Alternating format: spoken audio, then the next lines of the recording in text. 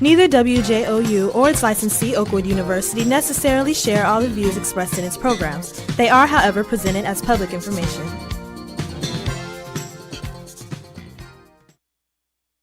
Good afternoon and welcome to Second Chance.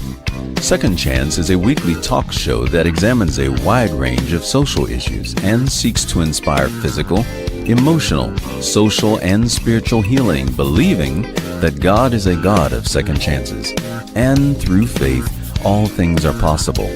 Second Chance airs live each week from the beautiful campus of Oakwood University and features real people with real issues and offers real answers. And now, here's your host, Kenneth Anderson.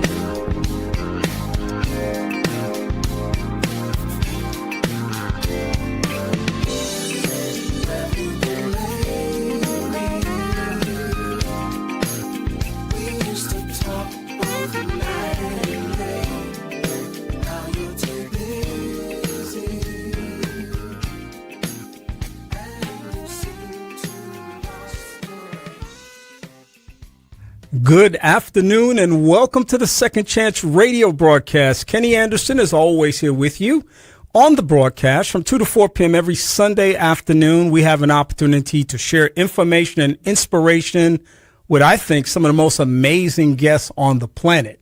We promise that and we live up to it from one week to the next. And of course, that's what you're in store for today. Whether you're listening at 90.1 FM, which is on the radio, if you're listening at WJOU, which is on the internet, or if you're listening to our live stream this afternoon at Praise 90.1 FM on Facebook or YouTube, we welcome each and every one of you to the broadcast on this beautiful Sunday afternoon. It is Sunday, August the 24th, which in my estimation means that we're not far away from both the Labor Day holiday weekend and the start of Jazz in the Park.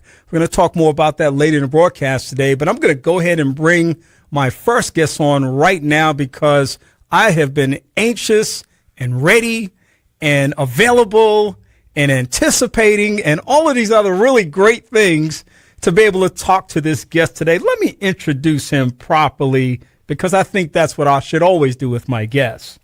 On today, we're going to be joined by a man whose voice has inspired millions and whose journey speaks to the power of resilience and renewal.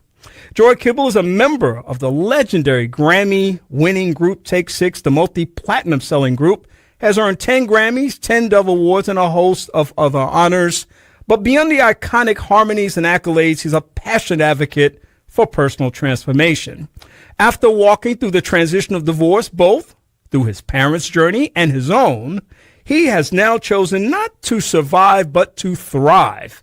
And he now dedicates his life to help others heal, rebuild, and step into the best version of themselves. His is a story of faith, courage, and purpose. And ladies and gentlemen, I welcome to the Second Chance platform, my brother, Joey Kibble. How you doing, man? Man, I am blessed. And I'm sitting here listening to your introduction. It makes me feel like I'm somebody. I didn't feel like that before, but now I feel like I'm going somewhere. You absolutely are. And anytime I have a guest that comes on that elevates my platform, like I said, I hook them up the way they need to be hooked up. So, bless God. Thank you, sir. Man, it's great to see you. In fact, the last time we saw each other, we were actually on the ocean. And we were on right high seas. On the high seas. That's right. On the Dave Koz Jazz Cruise this past June. My wife, Cy, and I had our first opportunity to immerse ourselves in an incredible musical experience that included the likes of groups like Take Six and so many more. But even aside from that, because of our own personal relationship, we had some very special time to sit down and talk. And that was a lot of fun, man. Man, I had so much fun. It was beautiful. Like I didn't expect it to be as scenic and beautiful as it was. Did you? I didn't know what to expect, and I kind of suspended all of my judgment just to kind of be in that moment and experience whatever life gave me, and it exceeded my expectations. Yeah, mine as well, man. We had fun.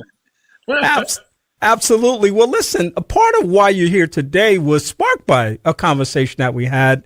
And I got to tell you, man, I got more intrigued by the moment as you talked to us. And at one point I was like, look, let's just stop talking. Let's go to the radio and talk some more because people need to hear what we're going to talk about today. And of course, I at the very top will say I appreciated your authenticity, your transparency, and just wanted to explore this journey with you because I am absolutely in the belief that today somebody is literally going to be healed. And I know that's a big part of what you stand for and what you represent in the space that you're in right now.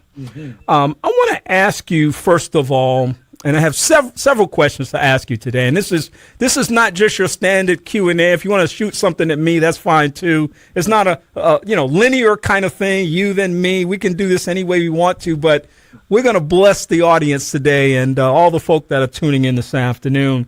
You noted that divorce was not the end of your story, but the beginning of a new chapter for your life. Can you talk a little bit about how you came to that conclusion? You know, I was born into a pastor's family. My mother was a nurse. My dad was a pastor. And one thing that people unfortunately concluded then, maybe they're a little bit more accurate now, but that pastors' families don't have problems because apparently they have them figured out. We broke that mold and broke it royally because my family, they ended up experiencing divorce. I got an older brother, an older sister, and we looked like the perfect family in front of the church. But behind closed doors, just like most families, we were dealing with real life. And divorce was not one of those things, I guess no tragedy, but divorce wasn't one of those things we were prepared for. And so as it began to come on and it became obvious that this was going to be the case, man, it just shredded our family. And the interesting thing was each one of us, I know as children, were like, we will never allow this to happen to us, what we've experienced in this family setting. But just saying that is not sufficient. I'm not going to turn out like my parents. I'm not going to, my relationship's not going to end. If you don't have any kind of tooling, any kind of understanding, you don't know that the very elements that you feared, were going to raise their heads are going to raise their head again with you. And so that became a reality with me as I then got married when I was old enough and experienced the same kind of thing that I experienced back in the day. And I was like, man, I thought I could beat this. I thought that by being intentional about not repeating it, I thought I was going to escape it. But there are some things that followed me from what I observed. And unless you actually do an examination of some sort to understand, well, why did that happen? What brought it about? Then how do I know that it's not going to happen with me? And it brought on this sense of failure. Failure that I couldn't outrun the failure of my family's divorce. And then failure of, wow, I said I wasn't going to do this, that I wasn't going to go through this. And that's exactly what happened. So I didn't just fail. I felt like I was a failure. And really, that's kind of what drove the passion for needing to heal. It's because I was right there in the middle of it and needed to heal from that. And here's the other thing. It's interesting how it's normalized. Like dysfunctional behavior or beliefs are normalized so that many times in society, they're not even trying to fight against it. It's just accepted. Look, I divorced 3-4 times and hey, you know what? Nobody really stays married these days. So let's take the bar down. And so this was one of the reasons why it led me to such a ministry and such a business as this. I mentioned your authenticity and transparency, but I have to also say that the thing that really hooked me on talking to you more about this journey was your interpretation of the process post-divorce. where you began talking about performing an autopsy on the failed relationship, on the dead relationship. Yeah. Talk to me about that concept as it relates to people's journey and being able to navigate forward in a way that can provide healing. Now, here's what's interesting, because this is not just characteristic of divorce. When we get fired from a job, or we leave a relationship, or we lose a car, you see the same pattern of behavior. I'm done with the thing. It was a bad situation, and I want to put as much distance between me and that trauma or that situation as possible. But you don't really do an autopsy on why you lost the job, why you were fired, why it ended the way it did. And so you just go into the next situation thinking, well, the last job was the problem. Now I'm going to start something new, not knowing that you might be carrying some behaviors from job to job, and the result ends up being the same. And now you're just blaming everybody else in life when you don't realize that some of the things I'm responsible for. This is definitely what I've seen and what I observe when it comes to divorce. We just, when you go, I've often seen along with myself that you just want to get away from the trauma. So I don't want to talk about it. Let's let the blame stay on the person who's not here, who can't speak for themselves.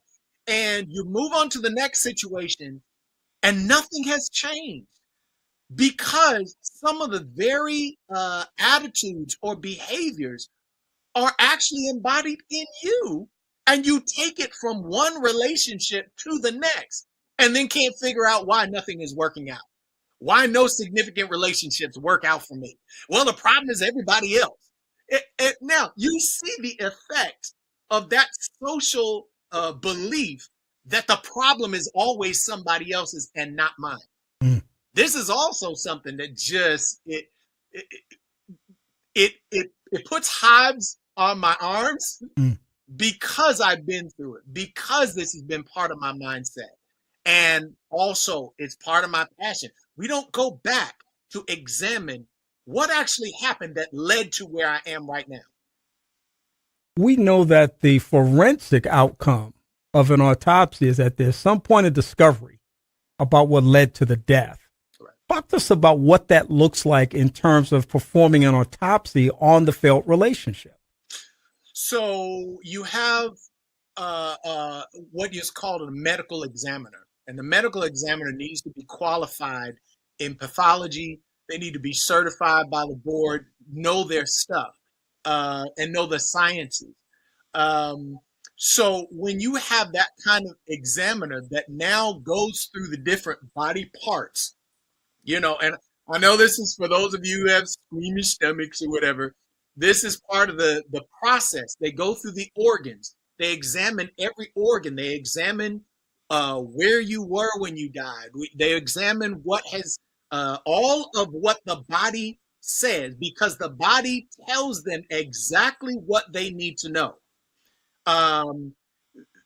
When it comes to relationships and the fact that this relationship has died, you need somebody who's skilled to understand the sciences of your emotional state, the sciences of psychology also, so they can do it, because it's going to be kind of difficult to do an examination on yourself, just like the dead body is not able to do an examination on itself.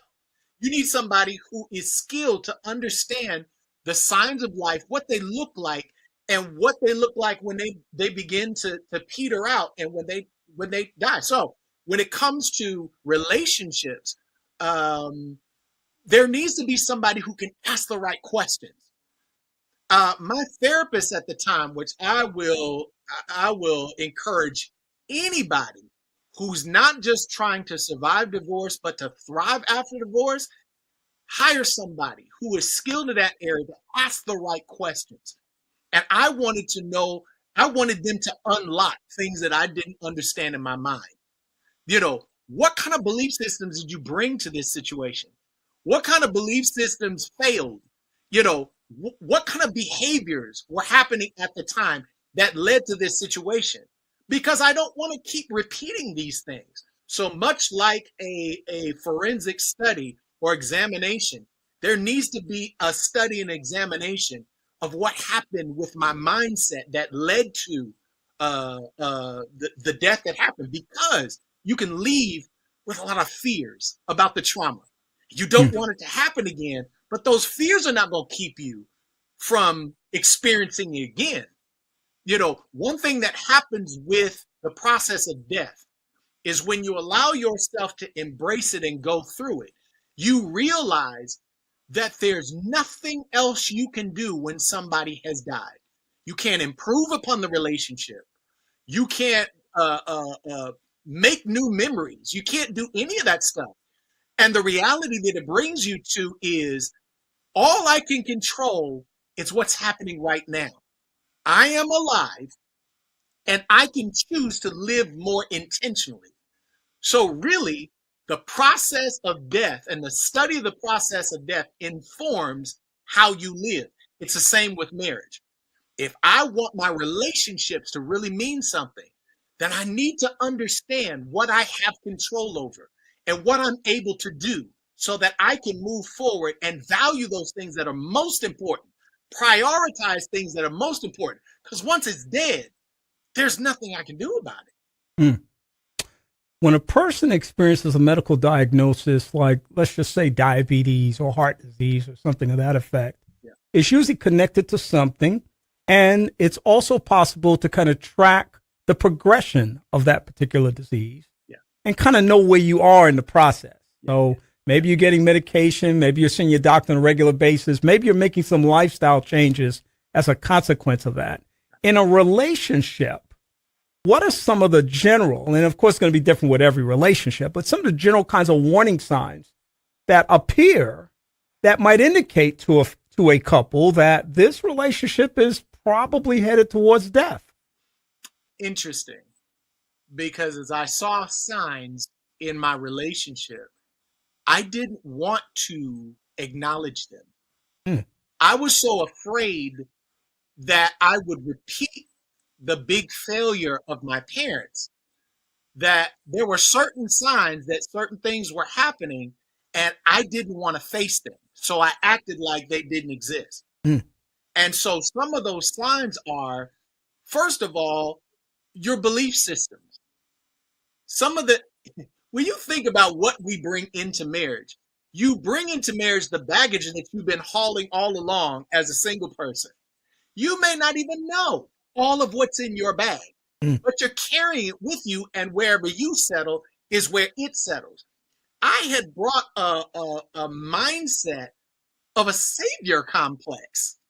This is one of those things that my therapist pointed out and said to me, what you feel like you can save somebody? Like you can make their situation better? Like I'm going to get with them and I'm going to make their situation better and I'm going to save this person. And you can't, I didn't realize you can't save anybody. You can't change somebody. I somehow thought that I could so influence somebody that I could change somebody or that I could save somebody. And my particular issue was if I can save them, then they'll never reject me. They'll never move on without me. They'll always need me and I won't be rejected.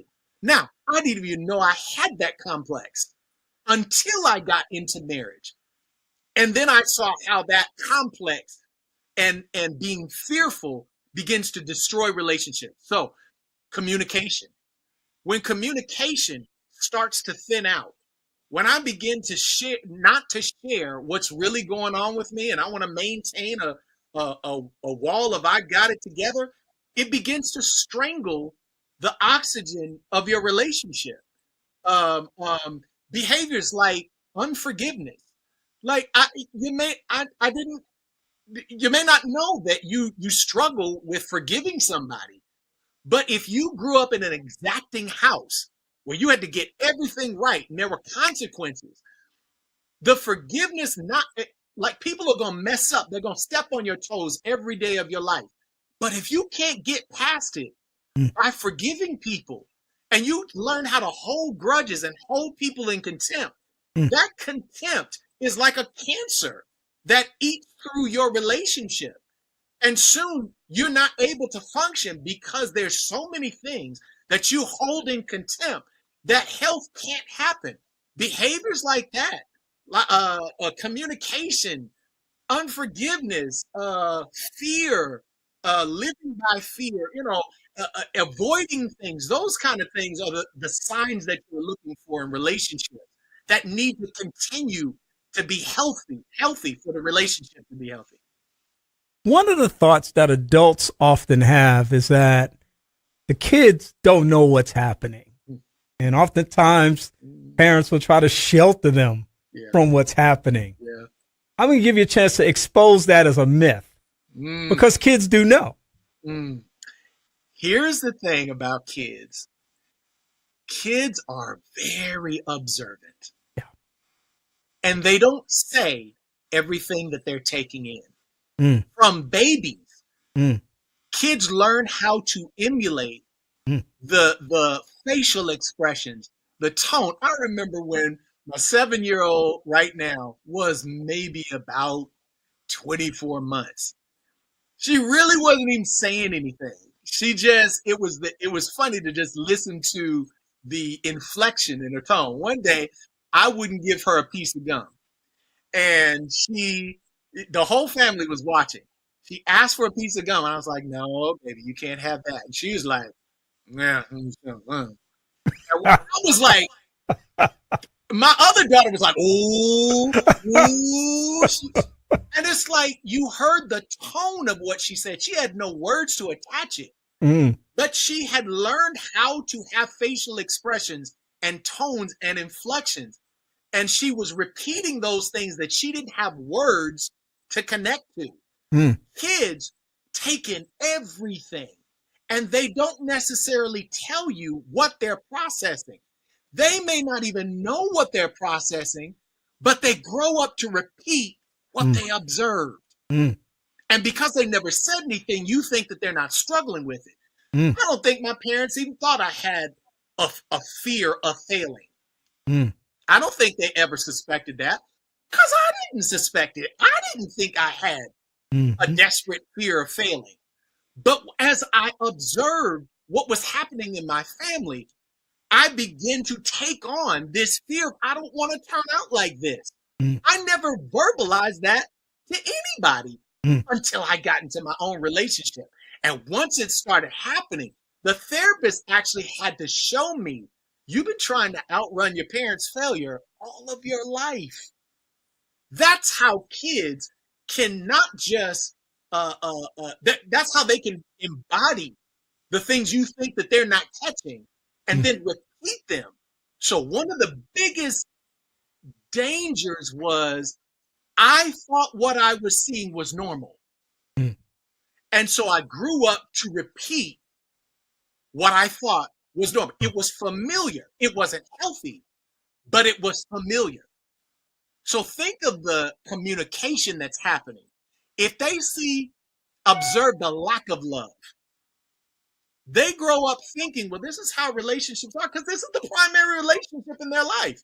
If they never see that you all are affectionate, if they never hear kind words, if they never see you serving one another, they grow up thinking, well, this is normal because the two most important people in my life, this is how they carry on.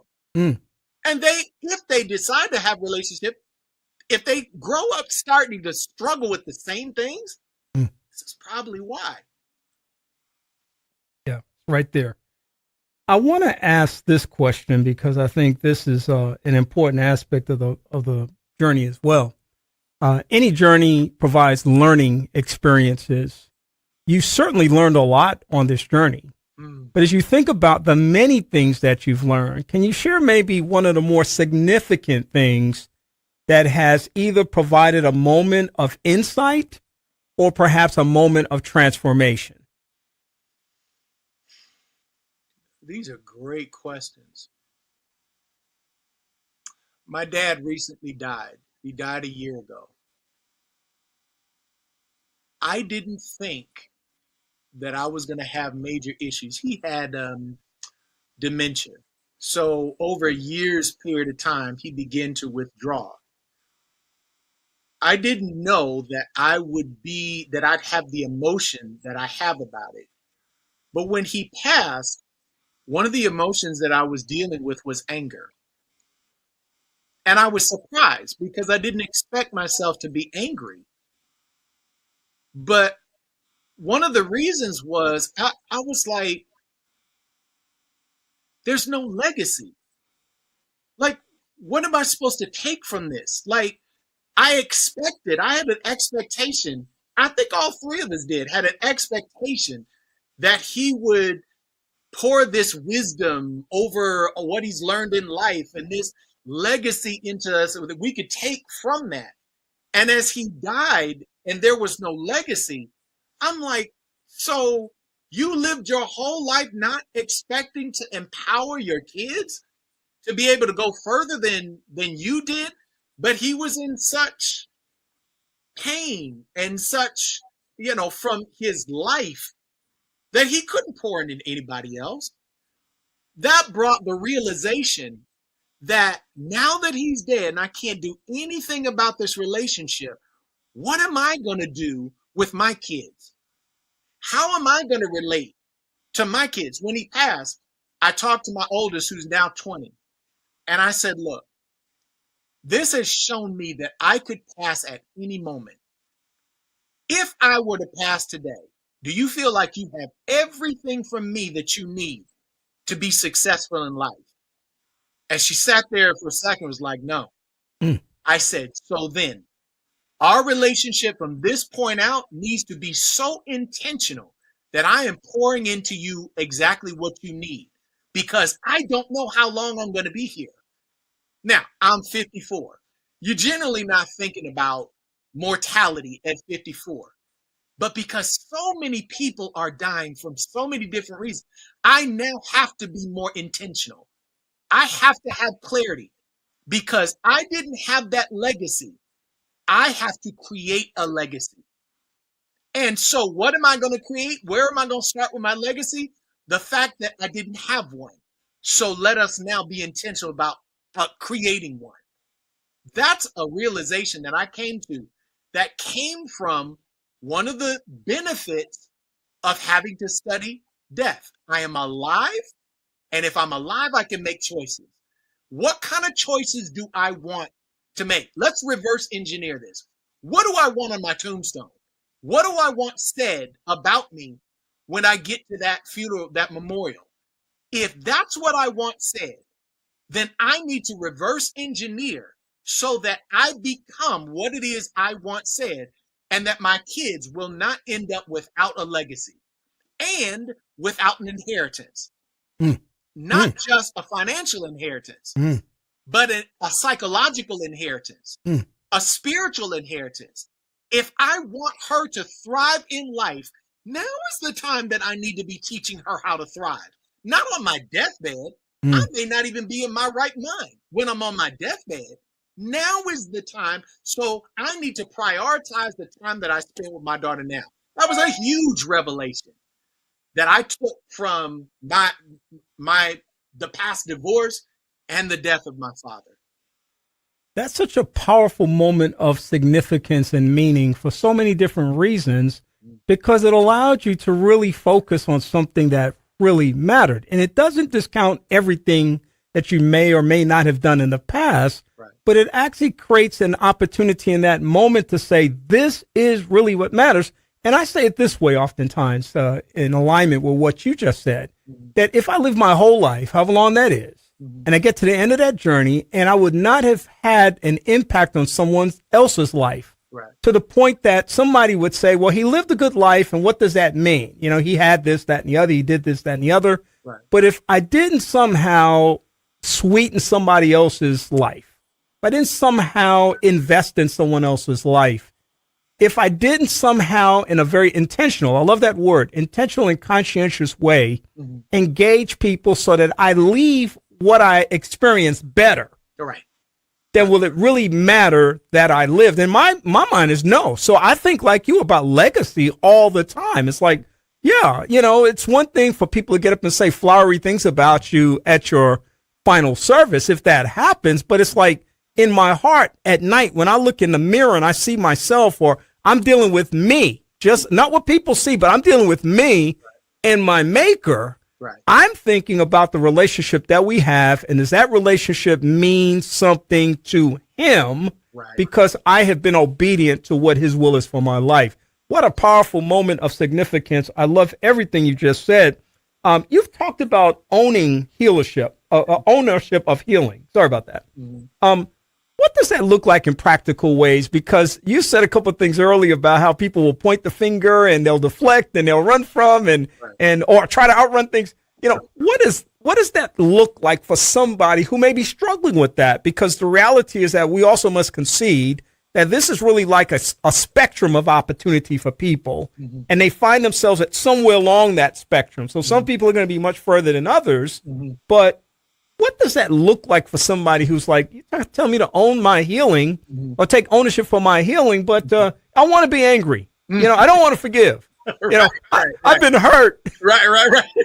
So anger are part of the emotions that you will experience because a traumatic situation has happened, like divorce. But again, if you don't have the right perspective, you can leave an accident on the highway, immediately blaming whoever else you had the accident with. It was their fault. I'm going to leave everything in the street. I'd never want to experience this again, but that doesn't mean anything has changed. Owning it, if you're going to heal from this situation, especially like a divorce that happened in the past, you got to realize that there were two people. So two people interacted with each other or chose not to interact with each other. They're two people responsible. Well, it was all their fault. They did this and they did that. My therapist told me one time, they were like, okay, but you chose who you were with. Mm. That still is your responsibility. You have responsibility in this. Mm. If nothing else, you chose what caused you to make that decision. Even if you think everything else is the other person's fault, you have to own something about this because they didn't come into this situation by themselves. There were two people. And for a relationship to happen, there must be two people. What are you able to take from your situation? And that's when he began to ask me the probing questions. Like, what values do you have? How much incongruence were you with your values? I didn't realize that there were some diseased beliefs that I brought into the situation, that there was no way to win. Mm. And so my healing meant that I had to own that I did some destructive things mm-hmm. to bring this relationship to where it went. Mm-hmm. And so if I don't learn from that, I can't just blame the other person. If I don't learn from that, those same destructive behaviors are going to affect every relationship that I want to be healthy. Mm. Because I can't help if I don't know about it. Mm-hmm. Then I repeat and I will poison every situation I'm involved with. So owning it means, you know what? That was me. That was me. I need to admit that. Yeah. And I need to be held accountable for that. Now, I'll give you a situation. Just had, a little while of colonoscopy. You got to get them done at this age or whatever. And the first thing they'll ask is there a history of colon cancer in your family? Now, I can act like, oh, no, doctor, there's been no cancer in my family. All completely clean, squeaky clean. But I'm not owning the fact that my dad had colon cancer. Mm. And if I'm not going to be responsible to be able to say, nah, my family's dealt with cancer or whatever, you need to check for cancerous signs with me as well, because it could follow into my colon. Then I'm being irresponsible. And I could say, hey, my dad had colon cancer, but It didn't have anything to do with me. Just recently, they pulled out a polyp out of my colon. And it's just like, I had a responsibility from then on. Now, it wasn't cancerous, but I had a responsibility to myself for good health. If I'm going to be here for my daughter. Now, I can bury my head in the sand, but if I don't own the fact that I have a responsibility to keep myself healthy, not only will I not be here, but I could pass on to her something that I didn't want to receive from my father. That's part of the responsibility of owning what is yours. Now watch. The book Boundaries says there's very little you can do for other people, to other people, to influence other people, to cause them to behave like you want to. The only one you have control over is you. But that's everything right there. So own what is yours so that you can leave a legacy of healing for your daughter and responsibility for your daughter. That's what owning looks like. I think ownership, the concept of ownership, is one of the most powerful and redeeming elements of a relationship, especially a marriage, because it will significantly reduce the potential of pointing fingers at one another. It will also significantly increase the time for reconciliation to occur when I say, listen, I'm owning this. It's my fault. It's my choice that caused me to do such and such. Yeah. A lot of people out there that will say, you made me do this, you made me do that, and I just can't stand you, and all these other kinds of things that motivate certain kinds of emotions and actions. Yeah. But at the end of the day, like you said, the only person that you can make a decision about that will have the greatest impact is you. Right. What are you going to do? Watch this happen. Watch this. If I own my propensities and I'm transparent and I say, look, this is a problem with me, but you are my spouse and I want to have a deeper relationship with you. I want to make myself accountable to you in this area because you see me behind closed doors. First of all, I'm asking for help.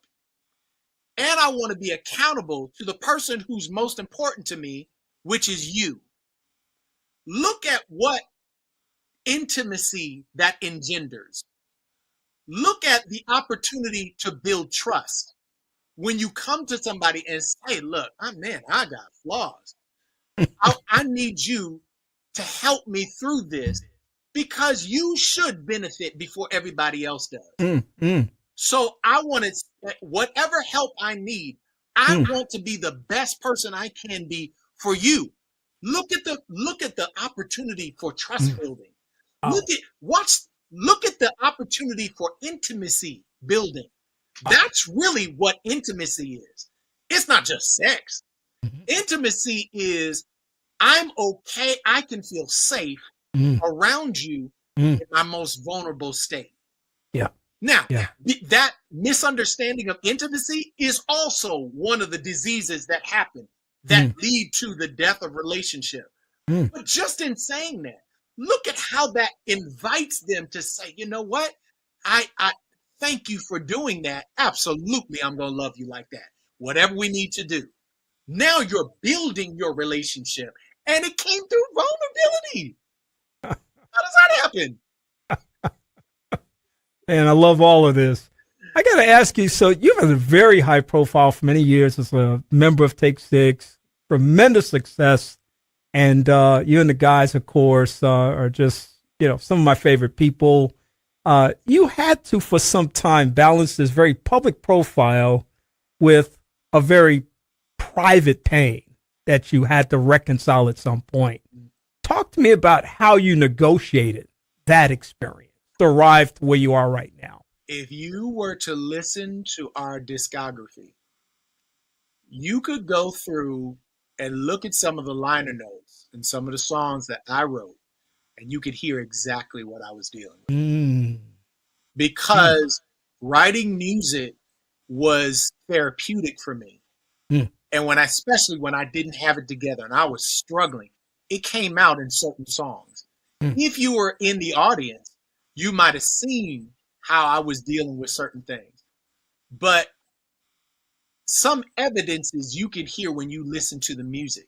because you are absolutely right. When you are having life issues, dealing and facing with life failures, the last thing you want is to be up in front of people. The hardest thing is for me to be up in front of people emoting or performing or ministering. I don't want to be around anybody. But it seemed like I was put in a situation where you have to learn how to live, even though you're dealing with something that's tearing you up on the inside. But that is a life skill. As much as I was going through this kind of pain and trauma, I had to learn how to smile for my daughter. When I wanted to break down and cry and just lose it. But she was looking to me to learn. Watch, she's observing. She doesn't know what's going on, but she can see how daddy handles life. And so when she sees me pushing forward and she sees me making decisions to continue to engage, she can see I'm sad. She can see that I'm not there. But when she watches me, it lets her know, oh, I can do that as well. So the challenge of having to learn how to live in front of her and walk forward, she also picked up on. She may not even know what skills she picked up on, but just to press forward. And when I think about it, I remember then seeing my dad weeping in prayer by himself while I walked past the room. You know what it told me? It let me know he's human. And if he's human enough to throw everything at God and not have any answers, then I can do the same thing. And I'm not strange for having gone through a lot of the same things. That lets me know I'm actually normal. And if he could do that, then I could do that. One of the strongest conversations my father ever had with me was to take ownership for what he did in a relationship that brought it down. I to this day, it is the most powerful conversation he had with me. And I didn't say anything. He just sat there and for the first time just took ownership. It strengthened me to hear that he could own these situations and it let me know, okay, I'm going to make it. I'm going to make it.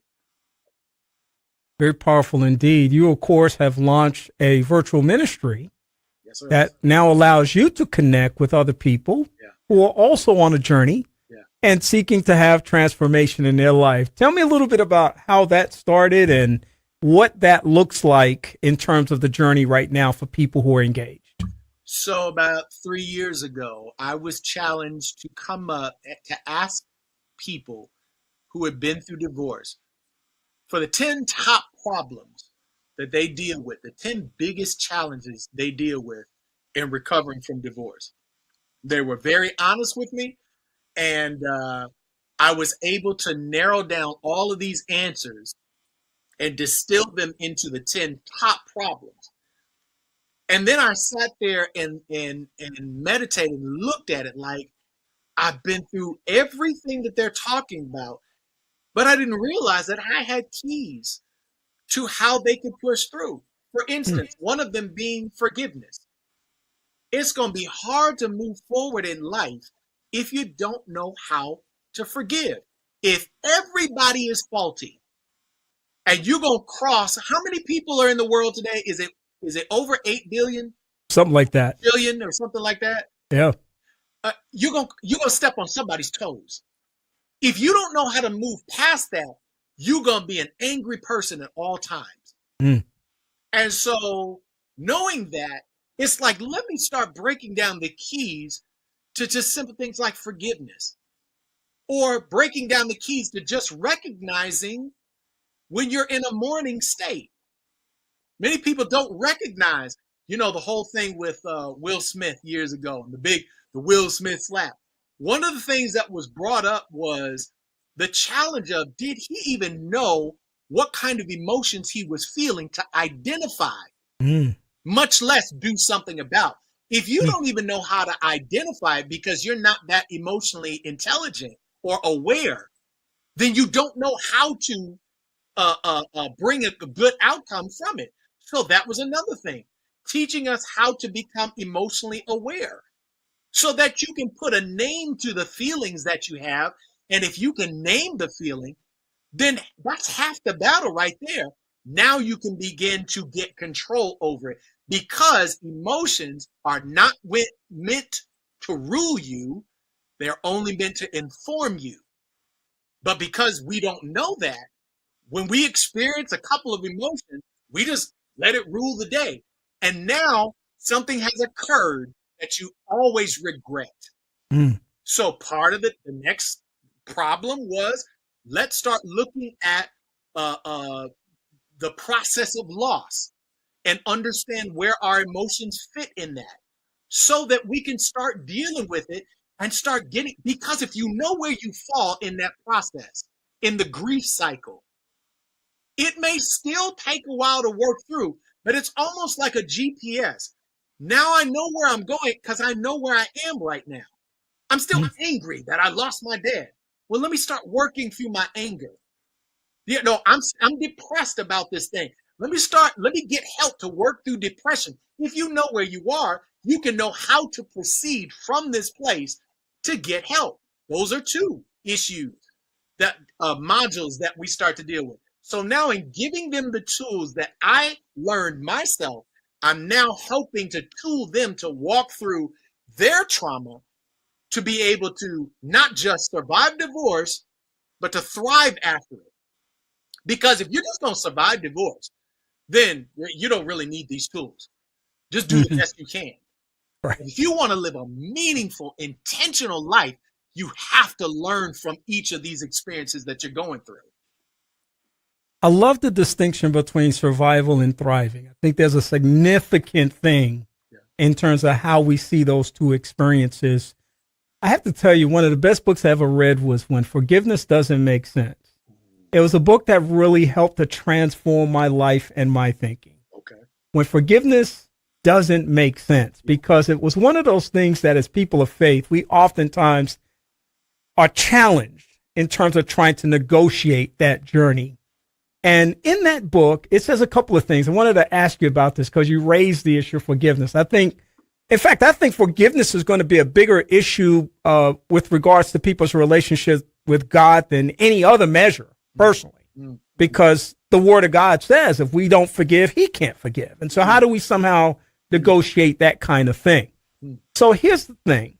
The book says something like, forgiveness is a beautiful word until you have something to forgive. So it's a lot easier for me to tell somebody, oh, come on, forgive them, let it go. You know, it's a lot easier for me to do that when I'm not experiencing that. But the other more profound thing that was said in the book is that forgiveness is about me. Reconciliation is about we. And the powerful thing in that is that oftentimes people struggle with the issue of forgiveness with people who could care less that they've hurt you. That's right. So how do you reconcile with that person? That's right. Oftentimes they have forgiveness issues with somebody who is no longer alive. How do you reconcile that as a consequence of that? Right. That kind of throws it right back to forgiveness is about what I do for myself. It's a gift to myself. Right. Talk a little bit more about that forgiveness thing, because I think it's such a huge hump for people in all kinds of relationships. You know, forgiveness for me almost seemed like a contempt that I had to hold people in so they would understand that they hurt me. But that means that you have to nurture it. That means that you have to guard it and you have to manage it. Because if the offender doesn't know that they offended me, well, how will I ever get past this?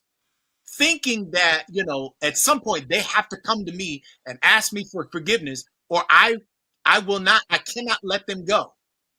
That puts the power then in their hands. And so every time they don't respond the way I expect them to respond, it holds me in the same place, and then it makes me more and more angry because they're not validating my feelings that they hurt.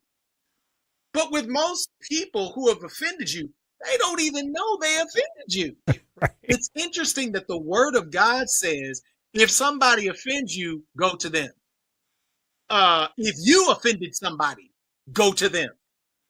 So that he puts the onus on, you need to verbalize that this happened. Now, you may not be able to control their behavior. Mm-hmm. They may never say, oh, I'm so sorry. Mm-hmm. I know that. They may never say any of that. But the point is not to control their behavior. The point is for you to release contempt and take this prisoner that you've been managing all of this time and remand them to God. Thus, now why would that be an outcome that I'd want? Because every time you manage something that's happening, it's almost like taking your processing power and it keeps it in this place so that your computer can't do any other job because it's too busy managing all of the offenses that happen over your lifetime. And so every time you remand a person to God to deal with, like, let me manage revenge and vengeance, you can't handle that. It's eating you out from the inside. It frees you up to be able to live. And we've told ourselves that I'm supposed to control whether they're sorry or not. And if they're not sorry enough to make me feel better, then I keep them in contempt. But then it shuts you down because now you have less space to love other people, to experience new experiences. Because think about it. Whenever you come around the person, you got to make them remember that they messed you up. Now think of people, like groups of people that have offended you. You don't have time to live life anymore because you're too busy managing this penitentiary of people who have offended you. You don't have time to live a life. So forgiveness for me was releasing all of these prisoners into God's custody so that I can now learn how to live again. Now, you can't go back to God and be like, "Well, what did you do with this person? Now, did you send this person to the electric chair? Now, how did you handle this person?" When you release them into his custody, you let him deal with it so that you can keep living. Yeah. But that's what that book says to me. And I got it, and I'm going to read that book. Hey, we'll talk about it after you read it. This is so powerful, and I'm watching my time here. I got about 6 minutes left, but we're going to get this in. I know. Man, I'm enjoying this. This has really been good. We're going to have a part 2 for sure. Let me ask you this, because you clearly have learned a lot along this journey. You're now sharing that with a lot of people. It's certainly blessing a lot of people on the journey. But you probably have also learned some things that people who are on the outside of these experiences don't necessarily understand, don't necessarily process in the way that somebody who's in the journey, in the experience, might be processing. Are there any general misconceptions or misbeliefs about this process, this journey, that people may not understand, that you could probably say to them, well, here's something I've discovered along the way that needs more empathy, more compassion, more centering, more something, in order to help them know that, I respect that you don't understand it, but let me tell you what I know and what I've come to learn. Let's go back to just forgiveness. That's a great example.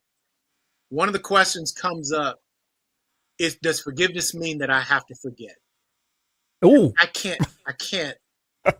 Like, it was so traumatic that I can't forgive.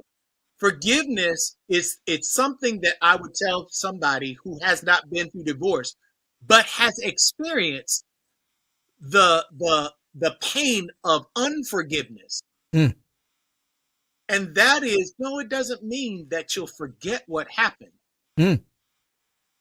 But what it does is it gives you the opportunity to take action that will outweigh what happened. Because if it means that you have to forget it, oh man, if it was traumatic, then I haven't forgiven. And that's what people go forward thinking. I'm still, like, it still bothers me, so I must not have forgiven them for what had happened. But it doesn't mean that. What it means is that one more time, I've got to go back to God and God, take it. God is bothering me again. Take it. As many times as it comes to you in a day, you got to turn it back over. So that, again, I remain free of this contempt that I've been holding on to. And as I keep holding on to, it burns me out. It causes me to miss out on life. So the fact that forgiveness, and you didn't say it, but you hinted toward it. No, you actually did say it. The fact that forgiveness is not for them, it's for me, it now repositions the point of all of this. And that is, God wants you to live free. Yeah. You may not be able to make somebody else live free or healthy. That's not within your power. What's in your power is if you're able to live free, He'll deal with them. Don't worry about that. But for you to be able to be free, to live life, to have good relationships, to enjoy, that is everything. But that's what forgiveness. So forgiveness is like the process of uncuffing yourself from the trauma that happened to you. Because if that doesn't happen, everywhere that trauma goes, it drags you behind with it. He gives you this key of forgiveness that now unhooks you from the terrible thing that happened to you so that you can live again. That's what I would share with somebody who hadn't been through divorce, but really has experienced what it's like. You know, to the point that you just made, which was such an excellent point, it has also been said that, you know, we talk about our brains and our bodies. We're fearlessly and wonderfully made. Yeah. And we embrace that when it works in our favor. Yes. But we want to throw it away when it doesn't. Yeah. So when we remember stuff, because it's really a biological impossibility in some instances to forget something that we experience. In fact, some people have said it's important to remember certain things that may have traumatized us because it might be instructive in helping us to avoid that thing in the future, or to perhaps make a different decision that could benefit us. So it's just an amazing thing that we have here when we talk about this element of forgiveness in our lives. Please tell people how they can connect with you, learn more about your virtual platform and your journey to healing for those who have been divorced. The website is almost done. Go to Beyond Divorce Recovery at Gmail. You can contact me. If you go to Beyond Divorce Recovery on Instagram, you can find me. If you go to Beyond Divorce Recovery on Facebook, you can find me. And now that we're doing wonderful interviews like this, these are what are going to be posted. And I thank you so much for the art of asking the right question. This has made this thing, no, I'm serious. This has made it so enjoyable for me, but so informative for everybody else who's trying to find healing. But that's how they can reach me. You can reach me by email, beyonddivorcerecovery at Gmail, until the website is up, which will be beyonddivorcerecovery.com. So since you said the website will be done pretty soon, and we know we have a lot more to talk about, once the website is done, that's going to be the next opportunity for you to come back. Here we go. Because it won't be long. Yes. Thank you so much for your time, man. Brother, listen, man, it's always good to talk to you. It's always good to see you. And thank you for giving me this opportunity today. I look forward to future conversations with none other than Joel Kibble, member of Take Six. You know the rest of the story. There are like two people out there that don't know who you guys are, but we'll tell them, brother. Good to see you, man. You'd be surprised. Right. Good to see you, man. So much, man. All right, take care. What a great way to start the broadcast with an exclusive interview with Joel Kibble. He is a member of the group Take Six, but more importantly, we're talking about a topic from survivor to thriver, empowering growth beyond divorce. And I appreciate his willingness to be with us today, his authenticity, as I said in the very beginning of the conversation, and his transparency. And we're going to have him back on the broadcast very, very soon to continue our dialogue and helping people in terms of their own journey. I'm going to come back in just a moment with another group of guests. And this is a special group that we're going to be talking about a very special event with. And I'm going to do that in just a moment. The broadcast is Second Chance. I hope that you're having a great day. I know that I am. And we'll be back in just a moment. Transforming lives. Transforming lives. You're listening to Second Chance with Kenneth Anderson.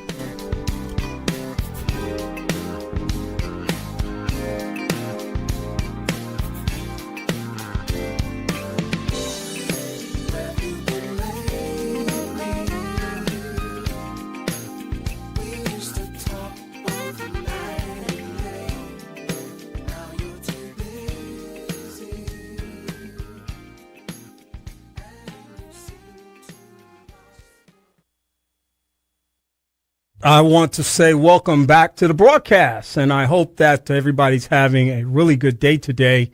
I'm going to bring my next guest on right now, and I know that I said 3:30, but we're going to do it right now, brother. It's good to see you there. I know you came a little early, man. I don't want to hold you up too long, but it's great to see you as well. How are you doing, Tony Fisher? I'm doing fine, Kenny, and thank you so much for having me on the show. I'm kind of nervous now after going behind take 6. Did you have to do that to me? Well, you know, I was talking with Joey and saying that, you know, we had a great time on the cruise. And, of course, you were on the Dave Coz Jazz Cruise, you and Gail, and had a wonderful time. And it was because of your influence and your encouragement that Sonia and I got on board. And, hey, we're sold on it, man. We're ready to roll again. Hey, we really enjoyed you guys, man. And I'm just happy that Take 6, I didn't realize that they were going to be on that cruise. And so now I understand your enthusiasm for wanting to take some pictures with them and rub elbows and everything. And now I see the brother on your podcast here. And it's all very, very refreshing. I also learned a few things, too, getting in early. But I have to be honest with you. I got mixed up between CST and CDT. Hey, look, man, it's all good because it's working out because of some things that I'm seeing, and it's a good thing. Let me give you a short introduction, Tony. Tony's a self-made real estate strategist who turned minimal resources into maximum impact with grit, creativity, and a deep understanding of community dynamics. Tony navigated the toughest property challenges from tax liens to privately owned parcels of land without deep pockets or big investors. He's the president of the Myriad Group LLC, a community redevelopment company that focuses on maintaining the fabric of the neighborhoods he invests in. His journey is a blueprint for aspiring homeowners and investors who believe in doing more with less. We want to talk today about some of the things that I think are going to help somebody. And, you know, it's funny, too, Tony, that I didn't really plan this way, but it's funny how things work out because I initiated the invitation for Joey to be on the show today because of a conversation that we had while on the cruise. And I did the same thing for you when we started talking about some things. And I said, man, that's fascinating. We need to get on the radio and talk about this and really enlighten some folk and help them understand about the journey as well. Talk to me a little bit about your journey at the beginning of getting into this space of real estate development and more. So it goes back way to the early 90s. And as with many large cities, Kenny, as you know, there are impoverished and dilapidated areas within the city that many of our people live in. These areas become crime-ridden. As you know, there's lots of drugs and just basically undesirable neighborhoods. Well, as it would be, my mother encouraged me, Louise Fisher, encouraged me to open a business in the hood. And I listened to her for once. And I went into the what is known as the King Lincoln District in Columbus, Ohio. Back in those days, like I said, it was very impoverished.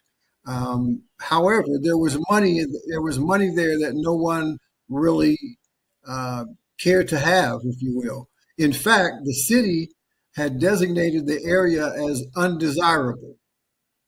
And so that sent a message to any investor that might be interested in that area. There were three categories: desirable, very desirable, desirable, and undesirable.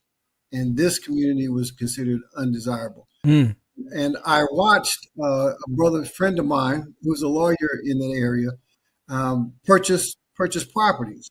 And I said, as everyone else did, why would he want to buy over here?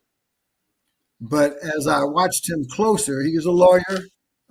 His name is John. I won't put out his last name here, but he encouraged me, if you will, to start acquiring these properties.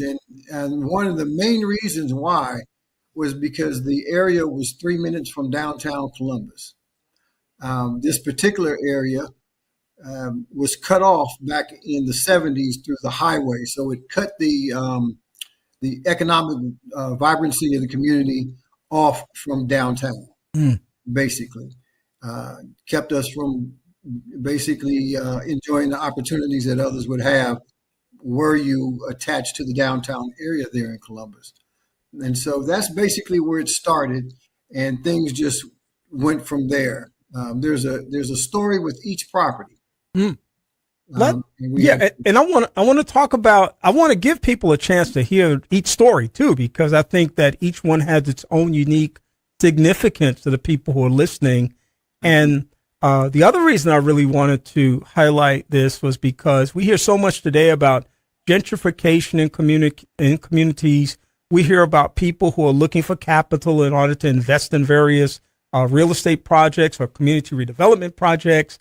And I always tell people we don't have to reinvent the wheel. We have people in the space who are doing these things, who've done these things, who've learned from these things. And that's why you're here today, to kind of share with people, to kind of let them know about what your journey has been.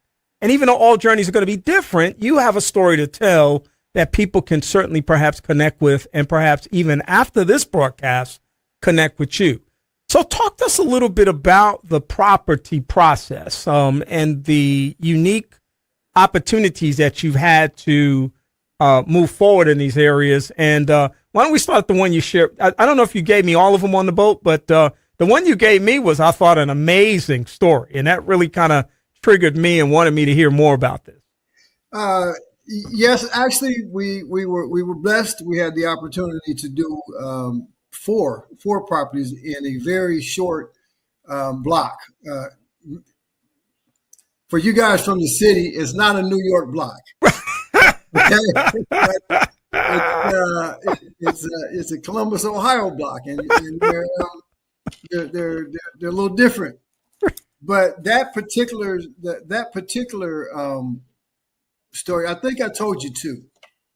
One in particular is when I first got started. There's this thing called tax liens. Mm-hmm. And there was a property that was confiscated by the city of Columbus because of lack of back taxes being paid. Mm-hmm. And so I read about it in the newspaper, and I went down to they had an auction. They had an auction, so I attended the auction. There was about three of us. There was me and one other investor in a group called the Elks. They were also in that community, and we all bid this thing up to over $11,000. Now, keep in mind, you got to follow me. This is an impoverished area. It's high crime.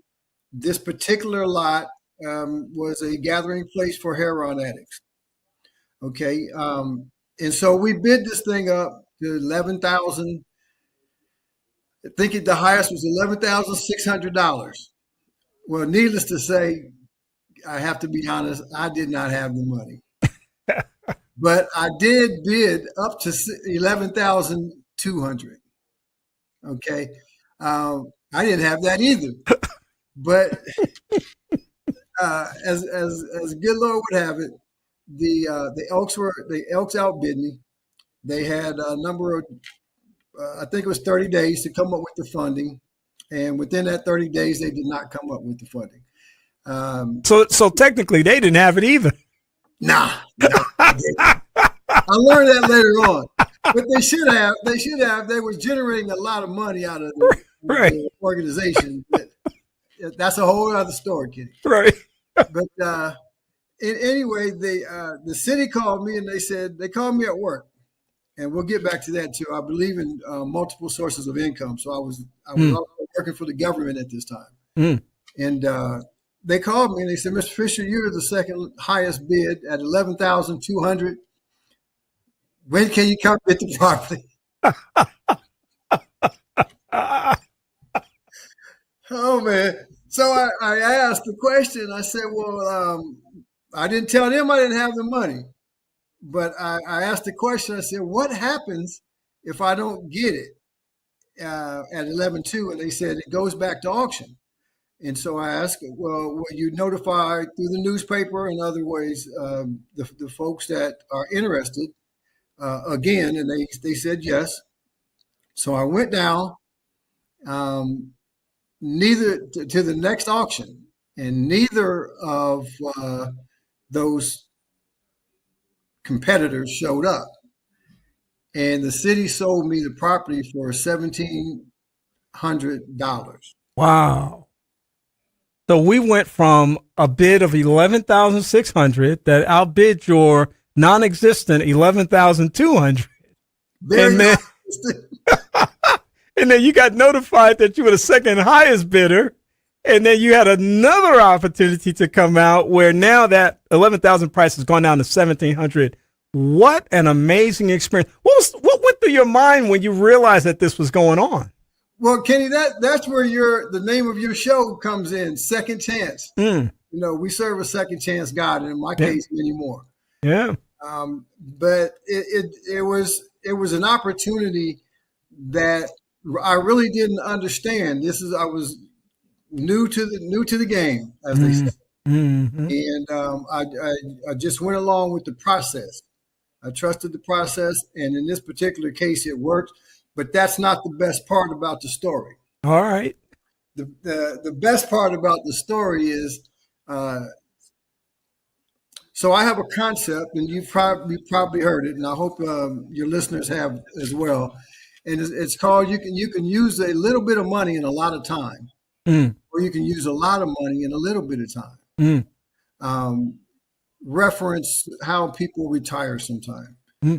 We don't save as much money as we need. And then all of a sudden retirement comes about and we don't have enough money. Now you have to save bigger chunks to live the lifestyle that you would like to live later on down the road. Whereas if you had just put back a little bit over all of that time, you would have a nest egg that would support your lifestyle into the future. Same thing with real estate, particularly when you get in it depends on when you get in the game. So you could buy properties with a little bit of money and a lot of time. Over time, they will appreciate. It's our goal, right? And so with this particular property that we purchased for $1,700, sat in the middle of what would become a $22 million development. Wow. The challenge in those communities, however, is that those little parcels of land are owned by many, many people, many members of the family, if you will. And so it's very difficult for developers who want large parcels of land in order to make profitable investments. It's hard for them to acquire all those properties. So the city, they went to the city, and the city went out and started to encourage people to sell. Well, they came to me, and of course, I said no. A lot of other people said yes. And I said, not now, because I remember I had a little bit of money, but I still had what I thought was time. And so I held on to that little piece of property. And I also acquired another piece of property right down the street. Now, keep in mind, this is impoverished, undesirable neighborhood. And this is another example. The day that I was signing the contract for the second property, the coroner pulls up in the van, and this is a true story. Wow. True story. And they literally unroll a body out of a piece of carpet. I tell that gory story because you have to understand the environment in which we were operating. Mm-hmm. Okay. Well, that property, while it wasn't dilapidated, it needed a lot of work. Mm. I didn't have that $11,000, remember? Mm-hmm. So we acquired the property, and for years and years, I tried to rehab it and just didn't have the wherewithal, basically finances, to do it right. And along comes the city of Columbus. And they say, Tony, we have a developer that wants to develop this larger parcel of land, but you're in the way. Mm. I said, help me understand that. Mm. The little parcel, the $1,700 parcel you bought from us, the city says, we need that. And I said, okay, well, I just purchased another property just down the road, and I need to have that rehabbed the correct way. So perhaps we can deal. And long story short, we went through the process. It was a grueling process where you had to go down to the city council because they're spending taxpayer dollars. Spoke with city council and some of the other representatives for the city of Columbus. We spoke with some of the developers. And at the end of the day, the city blessed me with over $300,000 in trade for the $1,700 piece of property. Mm. Mm. And with that money, we redeveloped the second home that we bought there. Wow. That is the nuances of that whole process I find very fascinating. Because first of all, you stepped into a space that you were relatively new to and trying to learn the lingo and landscape and all the other kinds of the players and all of that kind of stuff. And then you move to a place where you're able to now purchase a second property, but now you're stuck because you're not able to develop it like you want to. And in comes the city. And that happens so many times in communities around our nation. When the city comes in and another opportunity is presented because of some other need that takes place, and you're blessed by it. And that's an amazing story. Let me ask you this, because certainly you talked to a lot of people. You went through a lot of processes. I don't know if you had renderings done and architectural designs and things of that nature, but what were your key learning aspects of the journey that you were on in relationship to what you've taken forward as you have now been in this space for a significant amount of time? You know what? I'm going to applaud you again because the Take Six guy, I forget his name, but he said the art of asking the right questions. That's a good question. You're right. There was a ton of processes that I never even considered. Mm-hmm. But I found myself in a position of basically a project manager, program/project manager. And in that role, you have to balance and you have to manage not only your time, but you have to remember those $300,000, that's your resources now. You also have to network with the engineering department, the sanitation department, the lawyers.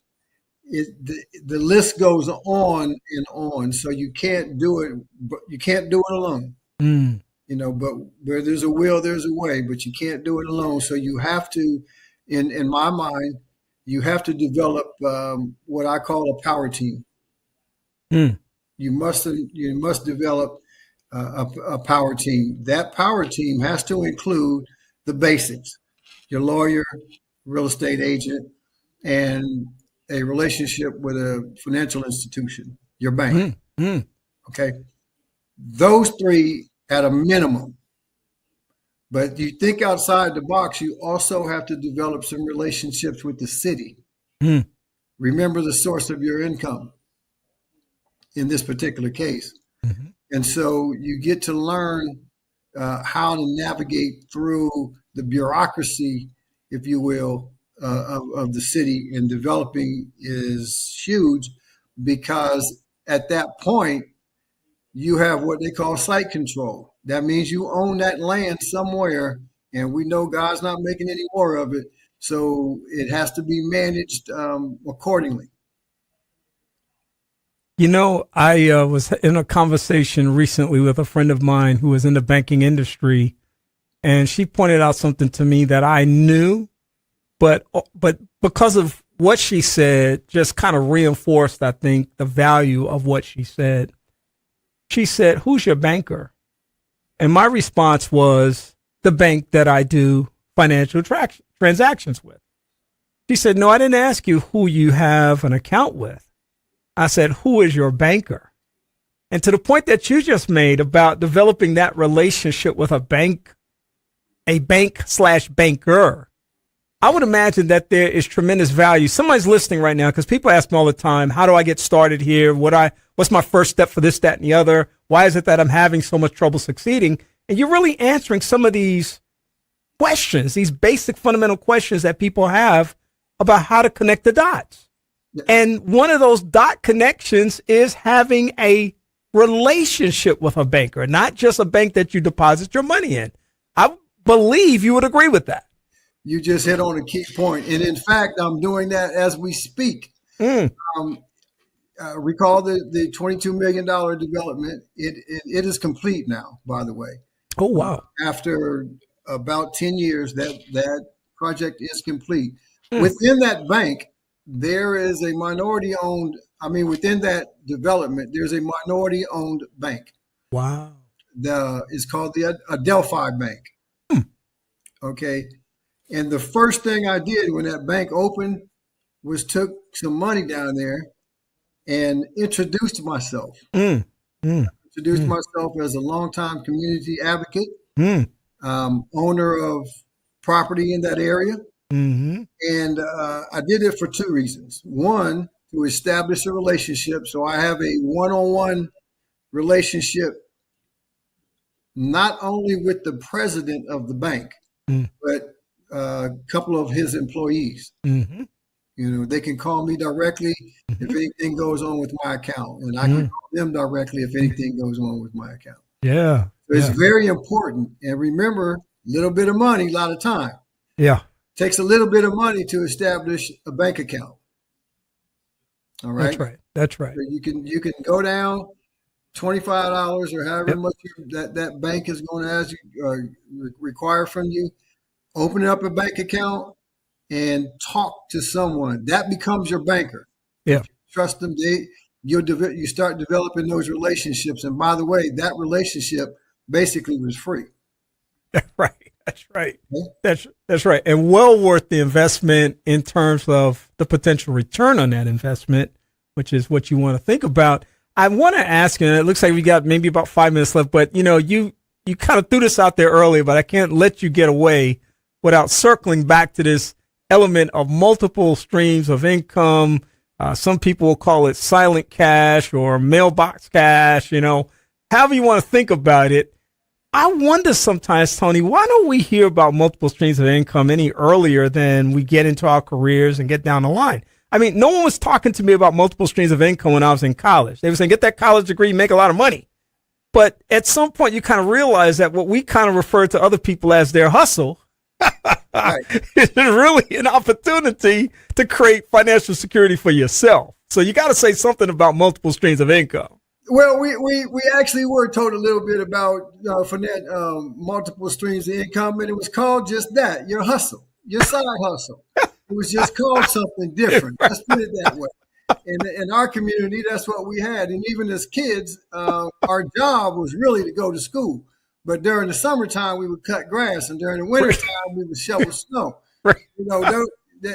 Those were multiple sources of income. But it gets more important as we get older. I've always had the mindset that I worked for the government. I retired after 40 years, including my military time. And I always went through the gate every morning thinking, Tony, they can close this gate on you at any time and say, Mr. Fisher, we don't need your services anymore. And there's nothing you can do about it. And I'm not one to go jump off a bridge if I lose my job. And so I knew that I had to have some multiple sources of income in order to have that peace. And so if one door closes, you've heard it, God always opens another. Yeah. He's actually opening doors every day. You just have to walk through them. But it's very important. Financial literacy is not a thing that many of us grew up with. But as we matured and went to college and heard about these things, we're now starting to learn the importance of having just a little bit of extra cash. If you have to get a part-time job at McDonald's, some of them are paying $17 an hour now. But you have to have that intestinal fortitude. You have to have that drive in you in order to have multiple sources of income, because that could mean 2 jobs. Yeah, that's right. That's right. But real estate became one of mine, and I've also owned a couple other companies. I've been in the apparel business, so I've owned boutiques. I've sold skincare and cosmetics. I've sold insurance. You name it. And this is all while having a job. Right. Yes. And so it's important for that financial stability for one, but a peace of mind for two. So it's very important to pursue that concept of having multiple, and you don't have to make $1 million at every corner. Remember what I said: a little bit of money, a lot of time. Right. Okay.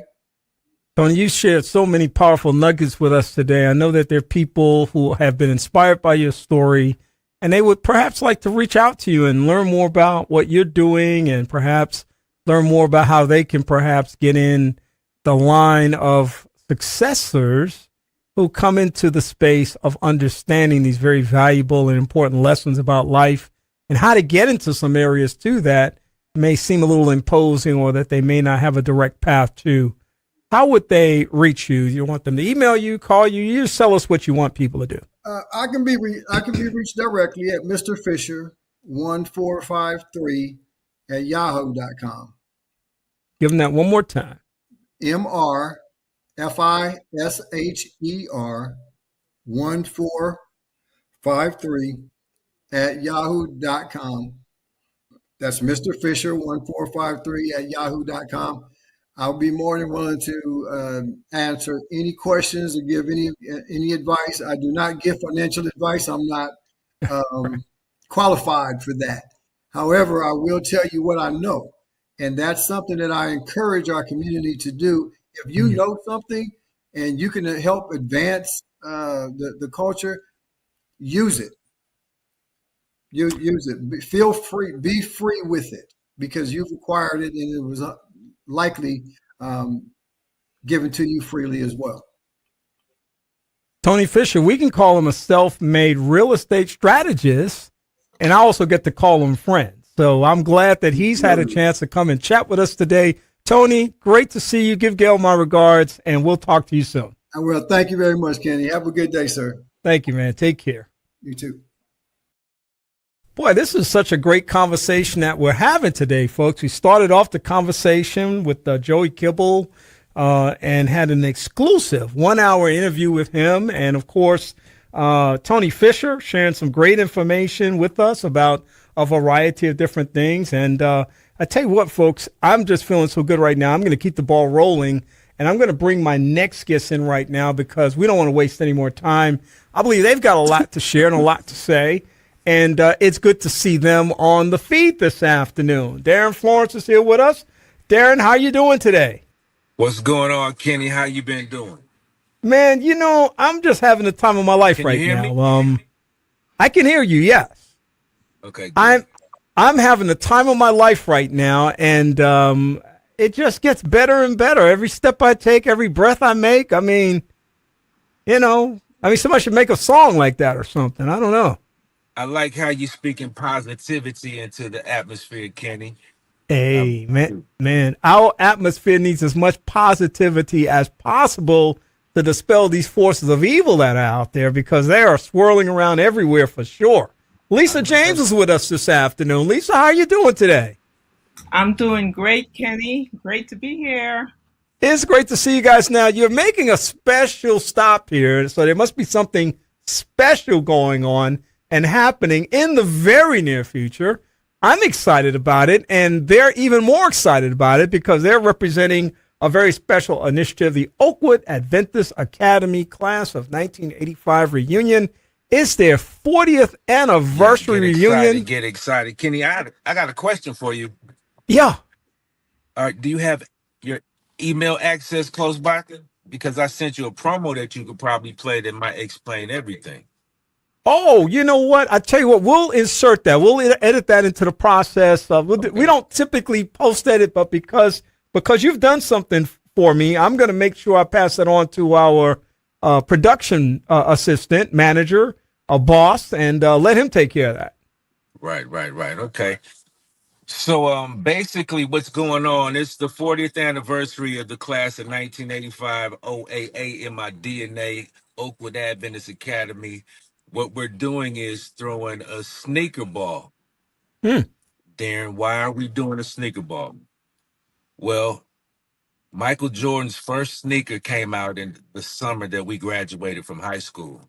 So he's also celebrating the 40th anniversary of the Jordan 1. And so our class is kind of collaborating with that mindset and doing a sneaker ball based on it. And Lisa James is going to probably give us a little bit more details about what we're doing. Yeah, listen, I mean, we got a little time here. We got, let's see. Yeah, we got at least 20 minutes or so to talk about this. So we'll get to the sneaker ball in a minute. I just want to ask, 40 years is a long time. The first thing that I think about, because I just posted the other day, it's been 50 years this month that I came to Oakwood as a freshman. Yep. And when I think about that mileage, that's 50 years. That's a half a century. 40 years ago. Yeah, isn't that something? 40 years ago, you guys graduated from the great Oakwood Adventist Academy. Something that God kept from me for some reason. I don't know why he didn't give me the blessing of being an OAA graduate, but listen. You're an honorary member of our class, Kenny, because you helped us.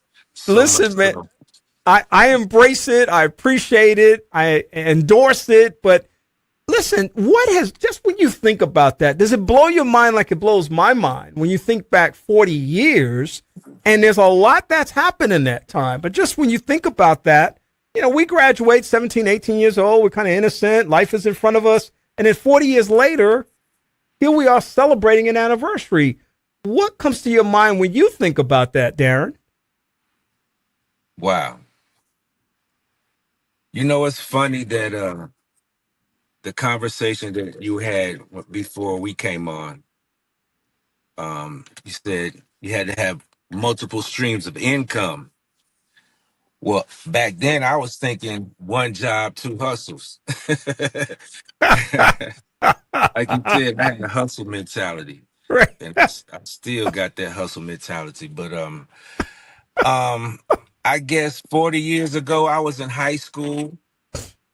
Kenny, I got started working in radio when I was 16 years old. And by the time I graduated from high school, I had been working in radio 3 years. And so I kind of already knew what I was going to do and what my trajectory was.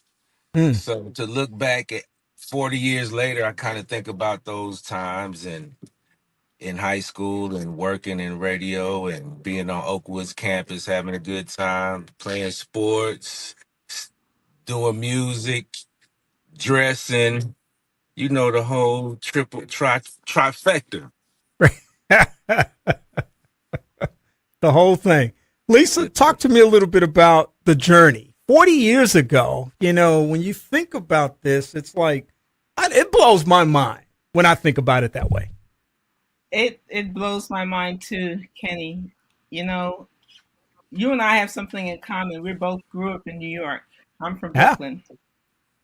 I Well, attended Hanson Place Church, Hanson Place Elementary School, and I ended up coming to Huntsville, Alabama in 1983 in 11th grade of high school. So that's what brought me to Oakwood Adventist Academy. And that move really was, I think, a very significant move in my life. It just kind of changed my trajectory, I believe. And, of course, I graduated. I went to Oakwood College at the time, and it had just changed my life. So I look back at my 40 years. I'm proud of the education that I received from both institutions, and I'm proud of what I've been able to accomplish, and it's been wonderful. I can't believe it's 40 years, though.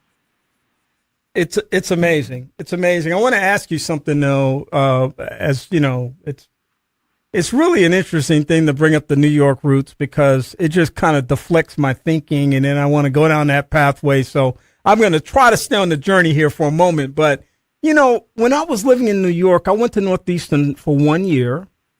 And they were still in the South Bronx, and it was such a horrible time. It was during the time of the Black Spades, and it was just a really, really bad place to be. And I told my parents after my 9th grade year at Northeastern Academy, seeing some things that were horrific as I would travel back and forth from the train station to the school every day. I'm not going to do that. With all due respect to you, Mom and Dad, I'm not going to do that anymore. I know you want me to have that Christian education but I can't do that because you might I may not make it. That's how bad it was. And of course, the next year they moved to Manhattan, which is where I lived, and went to church in Brooklyn and went to school in Brooklyn. But it was a very interesting thing because I never considered Oakwood Academy. Never did. What was your thinking about Oakwood Academy? Did you have friends that went there, relatives? You'd heard about it? What brought you to Oakwood Academy? Very, very good question. When I graduated from 8th grade, it was understood I would be going to Northeastern as far as I was concerned. Northeastern Academy, that is. My sister was attending Northeastern Academy, and I just always assumed that would be the case. However, at the same time, my mother's cousin, Dr. Iola Brown, I don't know if some people out there know her, but she was the principal of an elementary school there in Brooklyn, and she started a 9th grade or an academy, United Christian Academy, the same year I was graduating from elementary school. So of course my mother said, "Well, Lisa, that's the school that you're going to." So I was inaugural class. I was among the inaugural class of United Christian Academy with only 10 students there. Education was great. It's a small environment, and it was okay. It was a step from 8th grade. However, after 10th grade, after 2 years of doing that, I told my mother, I said, you know what, I wanted more of a high school experience because I just felt like I was extending my elementary school experience. You see what I'm saying? So she had always been concerned about my sister traveling from Brooklyn to Northeastern Academy out there. And I guess, my sister happened to be attending Oakwood College at the time. It was her year to go to Oakwood College. So I do have an aunt who lives in Huntsville, Alabama. And my mother asked her if I can come and stay with her and attend the academy. She knew that the academy was a good school. And so that's how I got here. Interesting. Was your sister the Manhattan version of Northeastern or the South Bronx version? South Bronx version. Woo! I'm telling y'all, that folk listening right now, if y'all remember that South Bronx version of Northeastern, that was like the real deal back then in the late '70s. And woo, man, no, wait, no. I said the late. That was the early '70s because I was a freshman at Northeastern in 1971. And oh my goodness, I'm having flashbacks right now. I got to move on. Darin, I want to ask you about this. Yes. I started getting emails from you several years ago that have blessed my soul. It is related to a podcast that you do called I Want to Just Praise Him. Tell me a little bit about that podcast. And, when I say podcast, too, it's interesting because you're like one of the first people that went into podcast space that I know. And you've always been kind of this innovative kind of person in the area of media production, and more. So my first job in radio was a gospel show I did on Sunday morning in Huntsville. And so that's kind of my beginnings. And since then I've done all kind of things from production, working at different syndicated radio shows from Tom Joyner, Steve Harvey, and doing their call letters, drops, ads, and promos. And so, but I always had a love for gospel music from coming from Oakwood because I went to Oakwood Academy. And so praise is something that I love to do. And I just kept it real simple. I Want to Praise You is the name of the podcast. The website is iwanttopraiseyou.com. It's a weekly show that myself, Darin, Florence, Jeffrey Johnson, Halloran Hill, Dr. Milton Brown, we do it each and every week. We're all from Oakwood Academy, OAA in our DNA. And so that's what that's all about. Man, listen, it is a blessing, and I appreciate you consistently sharing it with me. Jeff shares it with me as well, so I can't miss it because you guys are out there doing your thing, and I certainly appreciate it. I like the formatting of it as well. I like the way you guys push that combination of music with, when I say spoken word, I'm not actually talking about literal spoken word, but the opportunity to share some thoughts and some features and things of that nature to be able to connect with the audience. I really like the formatting. Right. They have their own segments. Jeff is the comedian. Halloran is like our Ed Bradley. Dr. Milton Brown, obviously, he has medical commentary, but he's also funny too. And we read a Bible text together and break that down. And since we went up to high school together, we got chemistry, and so we have a good time laughing and joking and talking about people. So yeah. You've been on this show. I have, and I mean it's a lot of fun. So that's a good thing. I Want to Praise You, folks, is the name of the podcast, and I hope that you'll check it out. There's a big celebration that is forthcoming. Both Darin and Lisa are driving the train on this, along with some other key people who are making it happen. But they want you to know about this sneaker ball that's coming up as part of the big festivities. First of all, tell folks what the sneaker ball is a part of in terms of the weekend, but then let's talk about the sneaker ball so that we can contextualize why the sneaker ball has been placed in this context. Well, Saturday night, August 30th, it's going to be, what's the name of the event center, Lisa? Where it's going to be held? Yes. Yes, it's going to be held at the office of the Regional Conference Ministries. That's on Oakwood University's campus. Yeah, give them the details for me. All right. Yeah, tell us about, fire us. I mean, we got to know what's going on. What's happening? What you want people to come somewhere, but what you want them to come there for? Absolutely. So, yes, as Darin mentioned, Darin actually is a brainchild of the sneaker ball.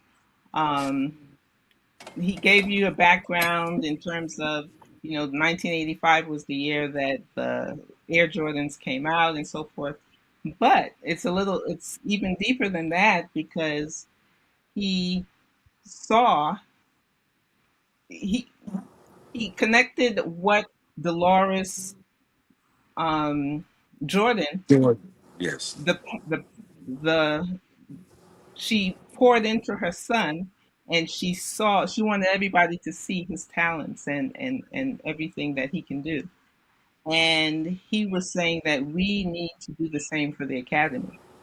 You know, we want everybody to Yes. see Oakwood Adventist Academy and what it can do, what it has done for us, and we want it to thrive.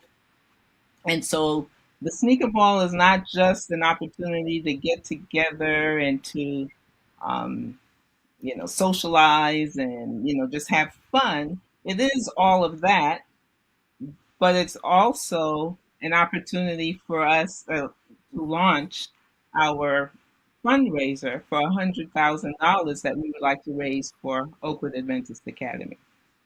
Exactly, Lisa. You And, did a great job. Kenny, right quick, I just want to say this. 1,000 people, $100. We're trying to raise $100,000 to give back to Oakwood Adventist Academy. We're setting a new precedent that no class has ever done that. And because of Michael Jordan is the GOAT, we want to be the greatest class of all time by setting a new high. We're creating an event that we can't wait to show you guys about. And it's going to be fun, man. so let me do a couple of things. First of all, let me ask about the 100,000. Is it going to be earmarked for a specific purpose, or is it just going to be gifted to the school? So Lisa? there are two main things that we are donating to. First of all, there's scholarships that we would like to support students who want to attend Oakwood Adventist Academy. Secondly, we want to support their technology. I've spoken with Principal Dent, and there's always technology needs. Technology is always changing, and you always have to update things. They use Chromebooks every year now for their materials, and so they constantly need funds coming in to keep their technology upgraded and to improve it. And so Hmm. those are the two areas that we've decided that we wanted to focus on.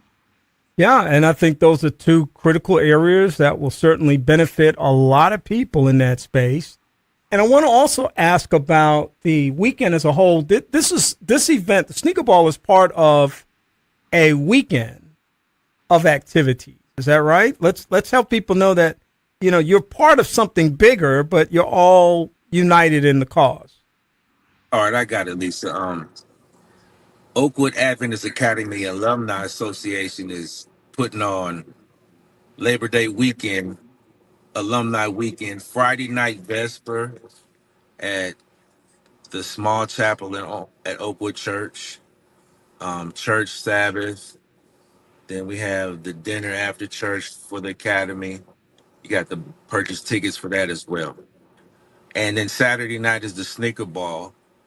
And then Sunday is the farewell breakfast. And so that's the itinerary for the whole weekend. However, the class of 85 is putting on the sneaker ball, and that's our responsibility. So that's why we're pushing that. But the whole week, we're together with the Alumni Association for sure. Yeah, and Absolutely. it's go ahead. No, I was No, just agreeing. Absolutely. yeah, that's a big deal. Again, unfortunately, over the 40-year journey, you lose a lot of people along the way. And I'm sure you'll take some time doing that weekend to reflect on those that you've lost. There'll be clear gaps in terms of people who will be missing. So that's a way to reflect. But I think the other side of that is that when you think about a small institution like Oakwood Adventist Academy, and you think about the quality of students that they've produced who are making an impact on the world today. And I know time will not permit us to go through the who's who, but you have a Hall of Fame list of people who have attended Oakwood Adventist Academy, who have been, who have descended upon the world, and they're doing some amazing things in all areas of life. So, if you're talking about education, if you're talking about ministry and theology, if you're talking about science, if you're talking about business, I mean, you've got people, medicine. I mean, you've got people who've come through that small school here in Huntsville, Alabama, adjacent to Oakwood College/University, that have produced some giants.